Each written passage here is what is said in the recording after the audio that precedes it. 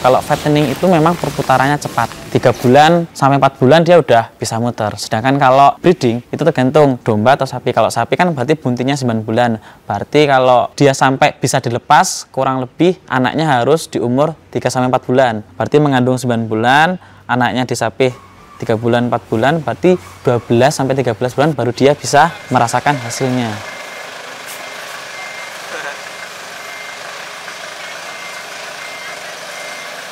Ya, jadi nama saya Ihsan Habib As-Sodik. Saya selaku manajer farm dari Bengkel Sapi Kalijeruk. Nah, Bengkel Sapi Kalijeruk ini berlokasi di area sawah Kalijeruk, RT 4 RW 6 untuk kelurahannya Widodo Martani, Kecamatan Ngemplak, Kabupaten Sleman. Jadi Bengkel Sapi Kalijeruk itu merupakan kandang yang didirikan pada tahun 2017 yang fungsinya awal untuk merekondisi sapi-sapi awal yang rusak. Nah, sapi yang rusak itu nanti kita rekondisi dalam artian sapi yang kekurangan nutrisi atau malnutrisi tadi. Nah, untuk perbaikan sekiranya 3-4 bulan, entah dari pejantan ataupun bakalan, pedetan, bahkan untuk betina yang awalnya sulit bunting dikarenakan nutrisinya yang kurang, kita agak gemukan, kita perbaiki BCS atau body condition score-nya, kemudian baru kita buntingkan. Sapi rusak itu sebenarnya ada dua, antara rusak karena kesehatan ataupun rusak karena kekurangan gizi atau malnutrisi tadi. Kalau kekurangan malnutrisi, biasanya kita lihat dari fisiknya, ya dia kurus.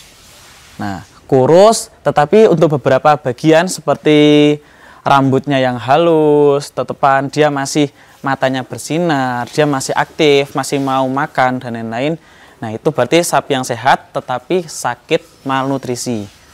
Nah, jenisnya seperti itu. Sedangkan kalau sakitnya karena kesehatan atau rusaknya karena kesehatan, dia dari fisiknya dia udah lesu, udah layu, dia matanya udah redup, untuk tenaganya pun udah nggak ada. Nah, itu. Jadi kita carinya sapi yang kurus dan rusaknya karena malnutrisi tadi. Dilihat dari beberapa aspek secara fisik.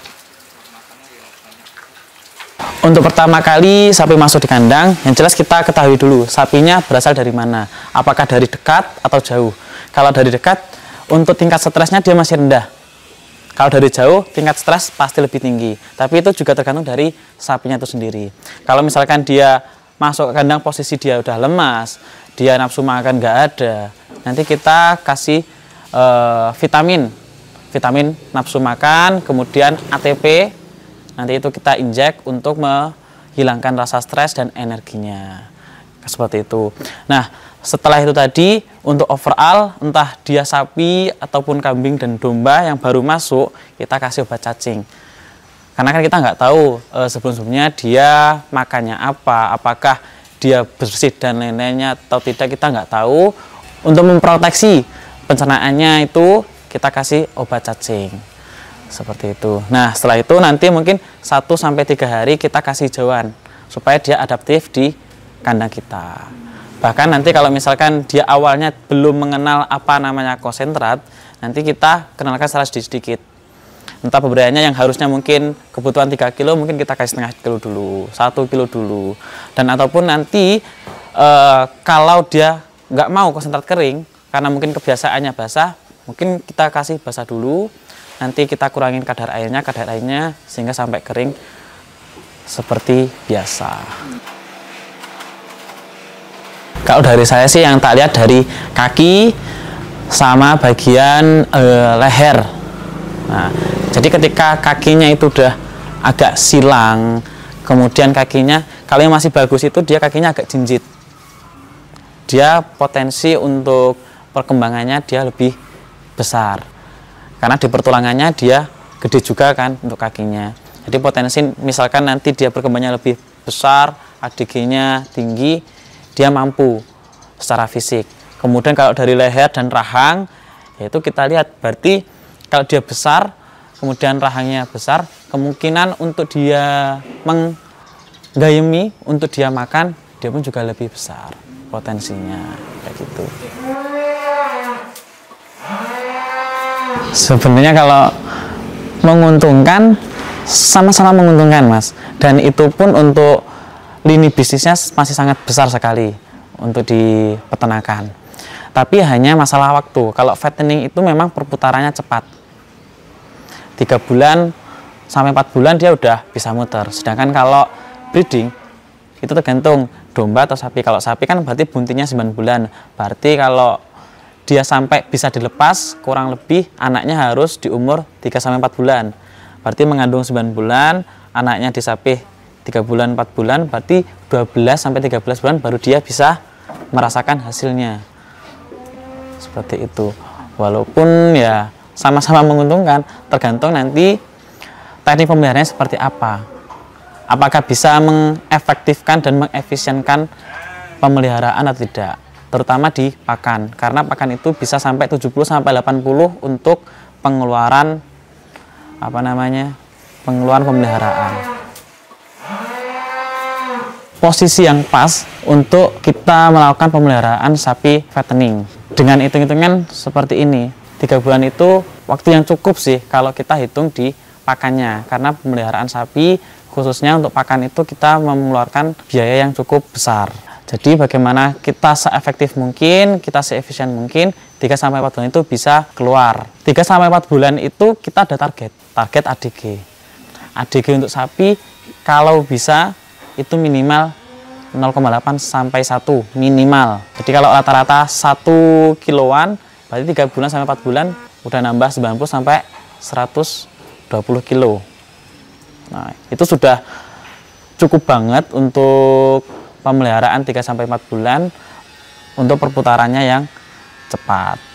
Dan karena untuk pemeliharaan sapi sendiri, dia itu juga tergantung dari umurnya. Umur yang lebih muda ataupun tua, dia untuk pertumbuhannya dia lebih kecil daripada di usia emasnya. Usia emas berarti dia udah di usia 11 sampai 12 bulan itu cukup. Jadi untuk pertumbuhannya dia lebih cepat juga.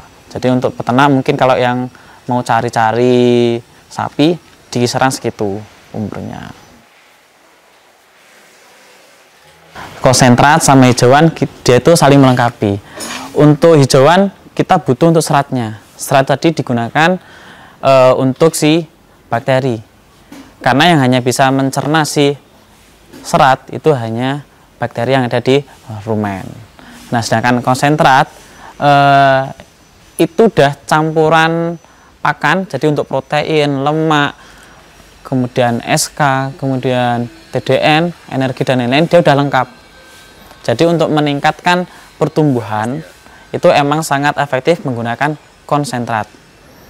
Nah, tetapi ketika penggunaan konsentrat itu terlalu berlebih tanpa diimbangin serat kasar atau dari hijauan tadi, nah itu akan menimbulkan banyak masalah, terutama nanti di saluran pencernaan dan di pembuluh darah.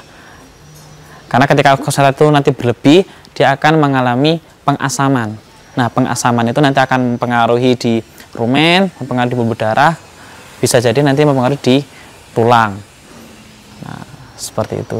Jadi nggak ada mana yang lebih baik atau lebih buruk, tapi mereka saling melengkapi antara konsentrat dan hijauan. Sebenarnya lebih prefer untuk pemberian konsentrat yang kering. Karena kalau komboran itu mau nggak mau kita memaksa untuk si ternak itu minum airnya. Jadi yang masuk bisa jadi banyak air daripada bahan keringnya tadi. Nah, itu nanti juga bisa mempengaruhi di kualitas daging. Seperti dagingnya bisa jadi pucat, kemudian berair, dan itu pun kalau kebanyakan air, itu nanti seperti nanti sapi itu dikirim kemana yang agak jauh, ataupun dia posisi stres, dia akan lebih banyak turunnya buat badannya daripada kita pemberian di konsentrat yang kering. Jadi mungkin kalau mau dikombor ya jangan sampai airnya itu terlalu berlebih. Mungkin emang kelihatan dia lebih cepat besarnya, tapi nanti untuk pengurangan buat badannya dia juga lebih cepat. Kalau misalkan dia pindah kemana atau stres atau dia nggak makan, air itu dia lebih cepat terserap daripada pakan yang kering, dan penggunaannya pun juga lebih cepat daripada pakan yang kering tadi. Jadi ketika dia bergeraknya lebih banyak, dia stresnya, jadi tingkat untuk mengolah energi tadi dia lebih banyak.